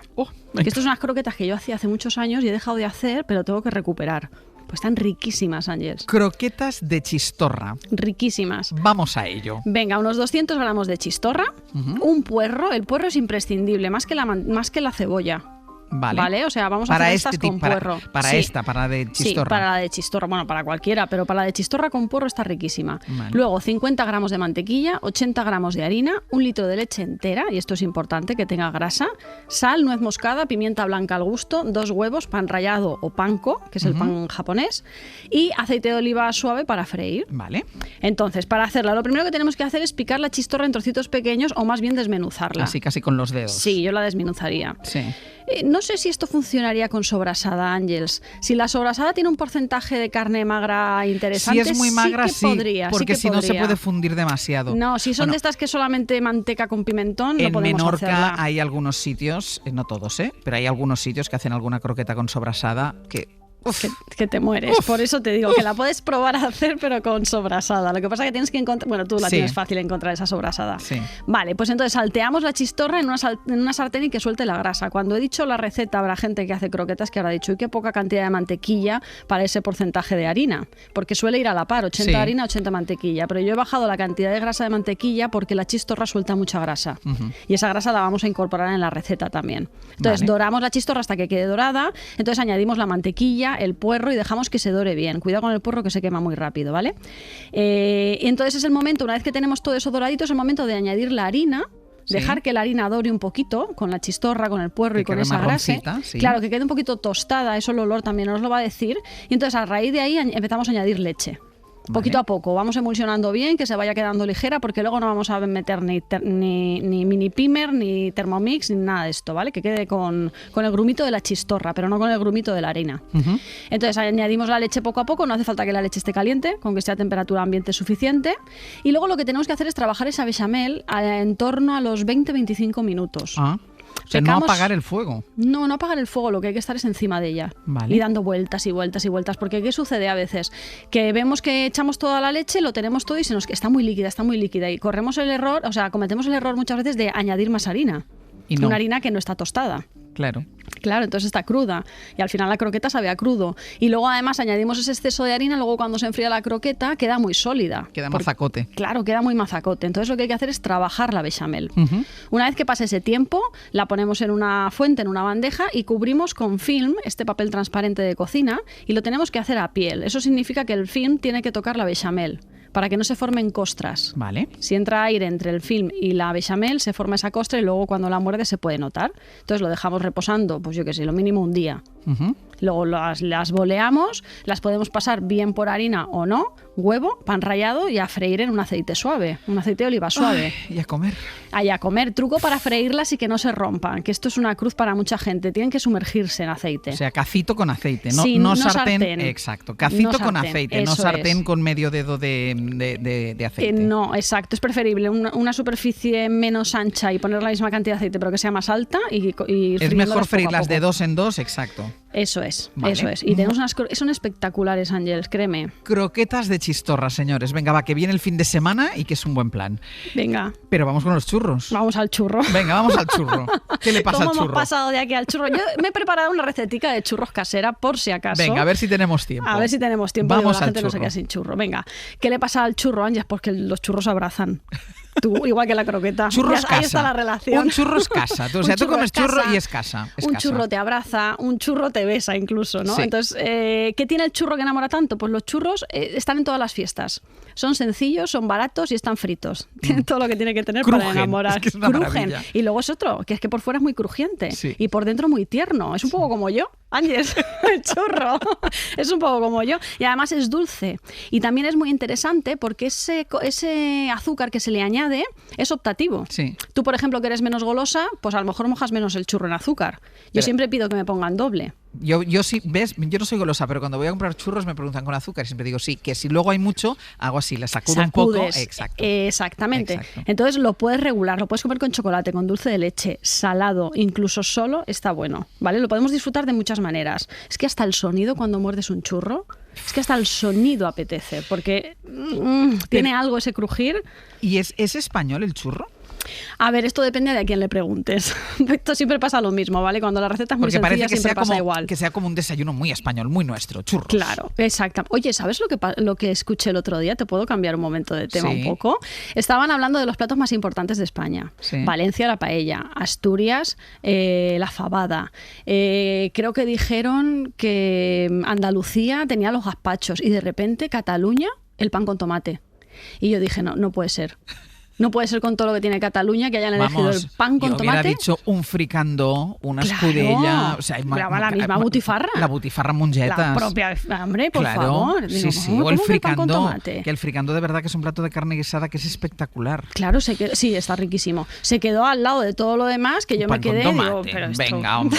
Venga, y hombre, tanto como identidad vale, pero que sea el plato más representativo de Cataluña, yo creo que Cataluña tiene mucho más. Venga, vamos con la nacionalidad del churro. Vamos. Aunque a muchos nos guste pensar que es 100% español, hay dudas en cuanto a su origen, ¿vale? Hay dos teorías principales. Una que apunta a que los portugueses lo trajeron del Lejano Oriente, inspirados por el yutiao, que son unos panes chinos, son unas tiras fritas que se comen en el desayuno, ellos lo trocean. Es una versión menos dulce, se combina más con salado, más de andar por casa, se come frío, tienen más tiempo de... Lo prolongan más el uso en la casa a nivel doméstico, lo tienen en bolsas y lo van consumiendo. Porque es verdad que el churro, saliendo. si te lo comes tarde, ya no está bueno. No, ya no. Estos lo conservan. Yo lo he probado y a mí no me entusiasma, pero entiendo el concepto. Vale. Es un poco más aireado, más ligero y entiendo un poco el concepto. La otra versión, que es mucho más de andar por casa, más nuestra, es que la inventaron los pastores españoles, que al no poder tener acceso al pan en las montañas, preparaban esa masa sencilla, la freían y les servía un poco como base para lo que estaban comiendo. Incluso hay quien relaciona la forma de los cuernos de la oveja churra con la forma de los churros. Ojalá los churros tuvieran el tamaño porque he buscado la oveja churra, no te lo pierdas. Digo, ya me gustaría a mí un churro de ese tamaño. Venga, va. Sea como sea, lo que sí está claro es que viajaron con los conquistadores, se fueron hasta América y allí se terminaron de transformar. En Argentina los rellenan, los tienen hasta salados, en México van con cajeta, con chocolate, en Cuba con guayaba, en Uruguay le ponen hasta queso. ¿Y cómo se explica esta capacidad del churro para viajar por el mundo? Pues mira, esto te lo pueden pintar con todo el romanticismo que quieran, pero la verdad se debe a su sencillez. Tanto en los ingredientes como en la realización. Es agua, sal, harina, aceite y si quieres azúcar. Es un producto muy democrático, no entiende de clases sociales y siempre se adapta allá donde va. Vale. Si te parece, hacemos un recorrido churresco por el mundo y te cuento más masas fritas que hay un montón, que esto es infinito. Y además me las he preparado para pronunciarlas bien. Venga, pues vamos Así a viajar. Toma nota. China, que ya hemos hablado de ella. Yutiao, que es un pariente lejano, es probablemente la inspiración del churro. Yo no me lo quiero aquí, o sea, no lo quiero decir con rotundidad porque no tengo certeza, pero estoy casi convencida, no sé, tengo la intuición. Entonces, bueno, esto ya lo hemos explicado un poco. Luego en la India tienen el jalebi, que son unas espirales fritas y van bañadas en almíbar. Estas tienen un rollo pestiño que a mí me tienen que encantar. Yo no las he probado y no las voy a probar porque a mí la India me da mucho miedo, porque siempre he pensado que volvería en una caja de pinos si voy yo a la India, porque me muero. O sea, lo comería todo y acabaría muerta. Y no se puede comer todo. Pero tienen muy buena pinta. Entonces, son muy dulces, son anaranjadas, son un poco hipnóticas a la vista. Porque son una espiral que se entrelaza y bueno, cuando se están haciendo a mí me enganchan con esos vídeos. Se comen en festividades religiosas, en bodas y cumplen un poco la misma función que el churro en España, que es la de reunir un poco y celebrar, ¿no? Jalebi en la India. Sí. Luego nos vamos al lokma en Turquía. Estas sí las he probado. Bolitas de masa frita bañadas en miel o almíbar también. Por el aspecto podrías decir más que se parece a un buñuelo. Pero bueno, es que al final entre el buñuelo y el churro tampoco hay tantas diferencias. La forma. Sí, porque es una masa frita al final. Claro, no deja de ser una masa frita. Y esto nos va a pasar a lo largo de todos los ejemplos que vamos a poner. Porque en Italia, por ejemplo, el cepolle o el fritelle, dependiendo de la región, se llaman de una manera o de otra, son unos buñuelos de masa frita que van rellenos de crema, de ricota o simplemente espolvoreados con azúcar. Estos también están de vicio. Te compras una de media docena y caes, pinchas. Y además te puedes estar dando cuenta también esa delgada línea que hay esa línea tan fina que hay entre el buñuelo y el churro. Y además en el Mediterráneo. ¿Vale? Porque en el Mediterráneo también empiezan a parecerse mucho las formas, la técnica e incluso los sabores. ¿de acuerdo? Vale. Entonces, en Grecia, hoy estoy acelerada, Ángeles. No te aceleres. He llegado a la radio diciendo, ¿y qué sueño tengo hoy? Pues te has despertado de golpe. Sí, Ha sido empezar a hablar de los churros y te has despertado. Y me he puesto como una moto, ya ves tú. Entonces, en Grecia, el lokoumades, ¿vale? Parecidos a los turcos, pero con una identidad propia, porque en este caso llevan miel y canela. Qué buenos. ¿Vale? Seguimos con la similitud mediterránea. En África del Norte, el esfeng, que es el donut marroquí. Es una masa frita, muy ligera, muy aireada también, tiene una forma de rosquilla irregular y se toma con el té. Son muy populares en los mercados, en las calles, es fácil encontrarlos, exactamente igual que las churrerías de aquí, ¿vale? Luego, México y Latinoamérica, los churros. Allí se lo han currado con los churros, Ángeles. Allí están ¿Y espectaculares. se llaman churros igual que aquí? Se llaman churros igual que aquí. Son un poco más gorditos, son más rectos. Sí. Es como una vara más recta. Llevan un agujero en el centro y ese agujero te lo rellenan. Y yo los he probado de chocolate, por supuesto, aunque no soy muy chocolatera, pero cuando me lo pones como una masa sí me gusta. Los he probado de dulce de leche y rellenos de yogur y de mango. Y están buenísimos. El de yogur y mango es una cosa que te vuelve loca. Y luego están mucho más azucarados que los nuestros. Son más dulces. Sí. Estados Unidos, el donuts, que dices tú, bueno, el donut no tiene nada que ver con el churro. Bueno, pero para mí sí. Es una masa frita, ¿no? Es una masa frita. Es una masa frita. Claro. Y tienen también el funnel cakes. ¿Está bien dicho, funnel? Sí, ¿Lo he dicho bien? Se escribe funnel, cakes. será funnel. ¿Verdad? Sí. Funnel. A mí los americanos haciendo repostería me fascinan, Ángeles. ¿Por qué? Porque les vale todo. Les vale todo, les da un poco igual la forma, les da igual un poco la técnica. Si está sabroso, está rico y tiene un sabor pegadizo, es como una canción pop. Ya. A ellos les gusta y les encaja. Y como a mí más eso dulce me encanta. mejor también. Sí, a mí eso me gusta. Me gusta que sean desenfadados, que lo midan todo un poco menos. Entonces, bueno, el donut es archiconocido, es probablemente uno de mis dulces favoritos, pero volviendo un poco al funnel cake, que yo creo que se merece que lo volvamos a mencionar, ellos vierten una masa líquida en aceite y van intentando hacer una forma de espiral, que al final aquello es una maraña enorme. Pero una ocupa... masa, ¿lo vierten de manera, es grueso o es fino? Es fino. Es finito, lo van vertiendo en una sartén con aceite y al final ocupan toda la dimensión de la sartén. Entonces ya no es una espiral, acaba siendo una maraña, porque la estética a ellos les preocupa más bien poco. Pero el gusto debe estar buenísimo, porque Claro, eso luego, fritito. Claro, Bueno. y luego azúcar glass y tú te lo pones en el centro de la mesa y vas rompiendo eso tenemos que probar a hacerlo un día en la radio. Hay que buscar la receta del funnel cake, ¿le has llamado? Sí, del funnel cake. Sí, esto hay que intentar hacerlo. ¿Qué más? En Francia, los beignets, que son muy famosos en Nueva Orleans, por ejemplo, que son cuadrados de masa frita, que son muy esponjosos. Aquí hay menos aire, pero sí que son muy esponjosos y van cubiertos también con azúcar glass. En África subsahariana, el mandatsi, que se consume en Tanzania, Kenia o Uganda, y son pequeños triángulos fritos, dulces, y estos van especiados con cardamomo.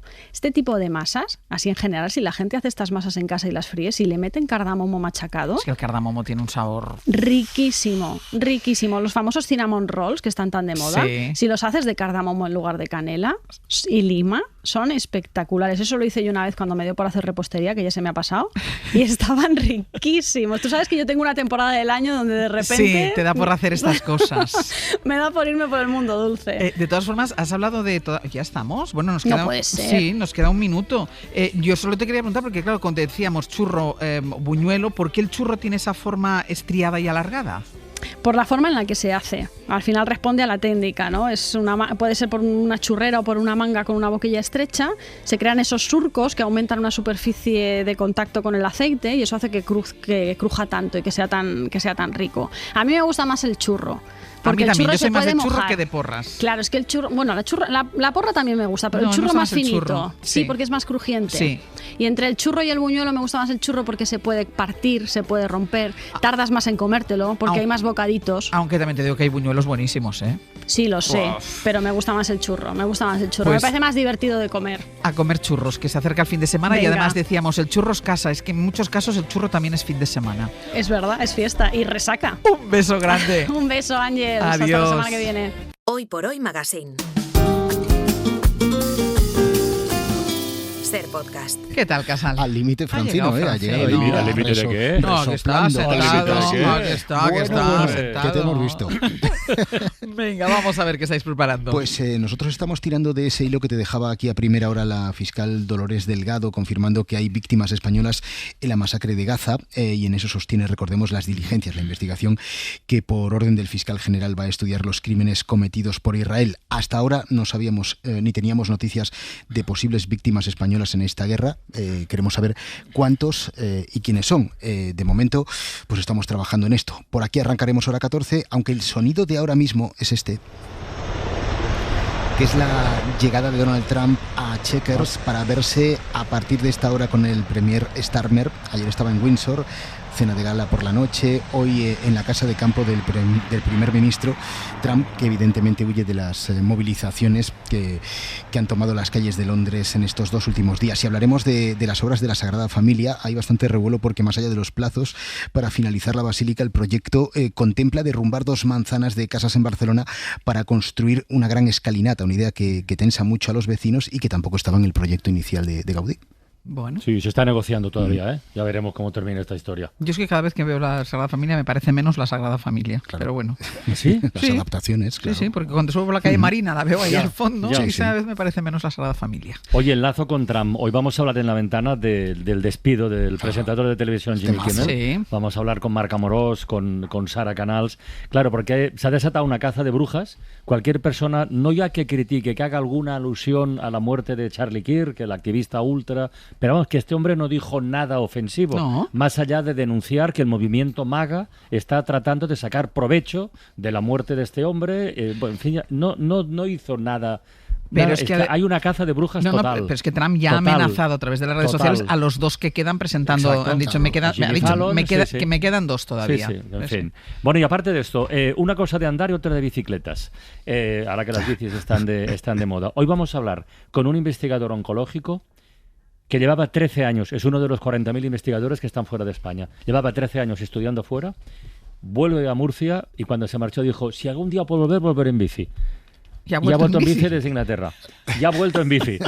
Hablaremos con él de la bici, del trayecto y de lo que hay detrás de esta historia. Y lo de andar es un libro magnífico, un libreto de estos pequeñitos de la colección Debate, es Andar por andar, de Adrián Herreros, que es una defensa a ultranza de hacer cosas que no tengan detrás un fondo de productividad. No. O sea, andar por andar, no hace falta contar los pasos ni tal, no sé qué, es un ejercicio magnífico. Andar por andar, ir en bici, mira, pues anda. Ando como puedo últimamente con esta pierna. Ah, vale, pero andar es bueno, siempre andar es bueno. Siempre. Os escuchamos. Muy bien. Hasta luego. Adiós.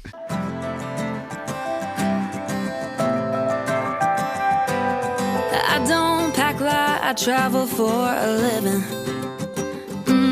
And I don't abide by that 50-pound limit. On that Delta flight out west. Vamos a ir terminando y ¿qué me vais a contar? ¿Qué habéis hecho? ¿Con quién os habéis metido? ¿Estáis bien? ¿Con quién os habéis metido esta mañana? Máquinas. Oye, no, es que Severino que es muy exquisito.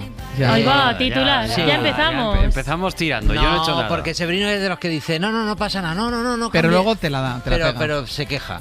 Hombre, hay un pasillo, derecho el pobre. Mira que hay pasillos anchos en esta casa. Pues hay un pasillo muy estrecho, el más estrecho que hay aquí, que es entre tu despacho y mi mesa. Yo no tengo despacho, es el despacho de hoy por hoy. De hoy por hoy. Vale. Despacho de equipo. Bueno, despacho del equipo. Despacho del equipo. Y mi mesa hay un pasillo estrechísimo que una persona no se puede considerar poquito... ni pasillo eso. Eso digo yo, pasillo sería si te sube la pared hasta arriba. Es un hueco. Bueno, es un pues hueco. Ahí donde Pedro Hernández y yo dejamos las maletas cuando viajamos. Pedro Hernández que viaja siempre y yo cuando viajo pues no la metemos ahí porque no molesta a nadie, porque no pensamos que nada. Pues él pasa por ahí, él tiene que pasar por ahí. ya me habéis cortado el paso. Entonces, pero porque es mi camino más corto. Ya, pero le digo, bueno, pues lo metemos en el despacho del equipo. ¿Vale? Metemos las 2 maletas. Y las meto en el despacho. No hace falta, porque siempre dice, no te preocupes, no hace falta. Siempre se queda... Es un miserable. Queda bien. Y cuando al rato dice, ¿me habéis puesto las maletas en el despacho donde tengo las regaderas para abrir? Digo, es que siempre estamos en medio, Severino. Pero vamos, le habéis echado mucha literatura, porque yo quejarme no me he quejado. Yo he dicho, no importa. Venga, hombre. Te han fastidiado la mañana. No, pero al final con la tontería. La cuestión es que para un día que vais... Las maletas que lleváis. Eso es verdad.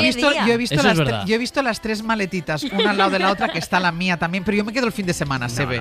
Yo me quedo el fin de semana. La tuya además no me molestaba. Gracias, Sebe. Gracias, Sebe.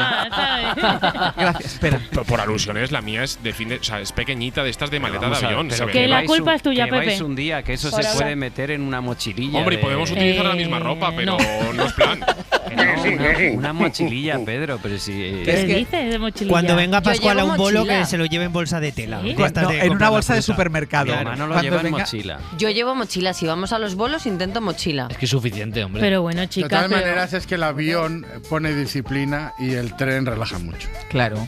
Pero de Y esto todas es un formas. Entonces te pones porque yo que sé, si me mancho cenando, Claro, que es y una si no sé posibilidad. qué, y si Y por- el y secador. tal. La plancha. La plancha de vapor. Estas tonterías en el avión no pasan. La No. plancha de vapor. Pero yo creo que lo que habría que hacer, es como las compañías de aviones, poner en la entrada aquí de la radio para medir la maleta, un medidor. por si se puede, si cabe en el hueco de Severino. De todas formas, es que ahora estaba pensando yo de qué pasillo estabais hablando, porque yo pensaba que era el que tienes tú detrás de ti, donde está la pizarra. No. Es el hueco. A ver, Sebe, eso no es un pasillo. Pero Eso yo- es un pequeño espacio Una que rendija. queda entre una rendija que queda Es el entre la estre- mesa y la cristalera donde Bueno, está el pero despacho. eso ahora, pero dentro de unos años, cuando ya no esté con nosotros, será el pasaje Severino Donato. El senderillo, el senderillo. Es el canal de Travesía Suez. Severino Donato. Si no cabe ni una planta para que tú Pero la puedas yo regar. yo quepo por ahí y entonces me evita Pero muchos porque tú rodeos. estás fino. Es verdad que Severino. se ve pasa por ahí como de lateral, así. Claro. No, pero- Ahí tienes que pasar con el culillo pegado al cristal. Es que tú cabes, pero a lo mejor yo no. O sea, quiero decir. Por eso digo yo que no es un pasillo, nunca se me Claro, hubiera es que- a mí ocurrido. Pero es verdad que cuando voy a hablar contigo siempre sales Claro. por ese atajo. Claro, claro. Que Es le que encanta a él. si no tengo que recorrer como 5 mesas, dar la vuelta. Le Y qué Esto es pereza, como. ¿eh? Imagínate, se te tuerce la Pero mañana. tú entera. imagínate Con todos que no nosotros. estuviese el estrecho de Panamá, el canal de Ya. Suez. El senderillo Severino Donato. Bueno, Pues mensaje, no pongáis ninguna maleta en el canal de Panamá, ni en el estrecho de Suez, ni en ningún sitio de esto.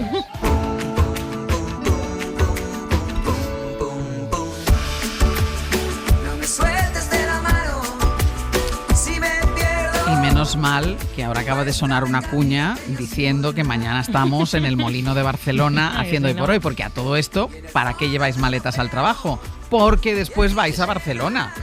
¿Quién viaja mañana? Hoy, ¿quién viaja? Pues ¿Quién la va? convocatoria, tú te has caído de esta Me he caído, convocatoria. hace tiempo que no voy, ¿eh? Sí, te has caído. Bueno, te voy a convocar Me para. siento un poco como Isco, ¿eh? para el próximo, te convoco al Estando próximo. bien, no termino de ser convocado. Pues para esta convocatoria viaja Brian Pérez, Hombre. Pepe y Pedro, que Pedro viaja a todas. Y Karim también. Hombre, Karim. Y Karim. Buen amigo mío. ¿Es Han amigo sido tuyo, Karim? Muy. Los convocados de Muy. Angelotti.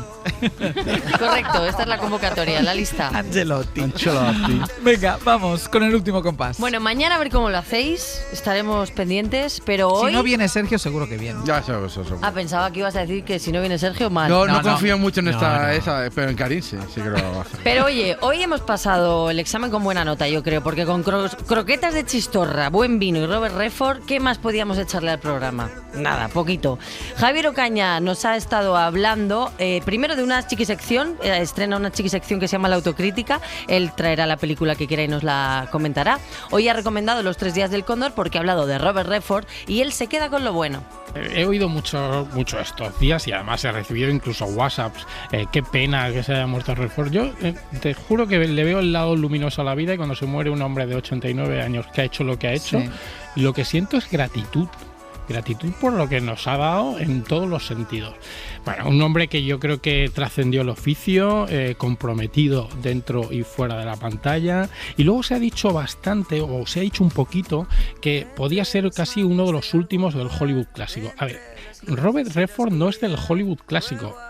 Hace de bisagra entre el último año del Hollywood clásico, que es el 66, y en el 67 empieza lo que se llama el nuevo Hollywood. Y ahí quedan muchos nombres todavía. Esto no se acaba nunca.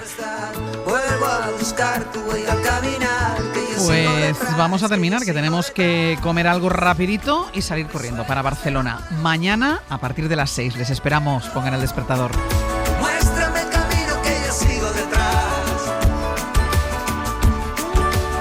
Y en el fondo de un océano y en mis venas nace la corriente que me lleva hacia ti. Y el impulso de una ola. El impulso de una ola me devuelve hacia la orilla, escondida al otro lado del mar.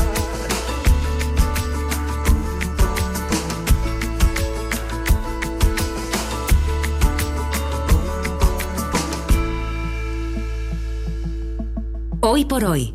Àngels Barceló. Para no perderte ningún episodio, síguenos en la aplicación o la web de la SER, Podium Podcast o tu plataforma de audio favorita.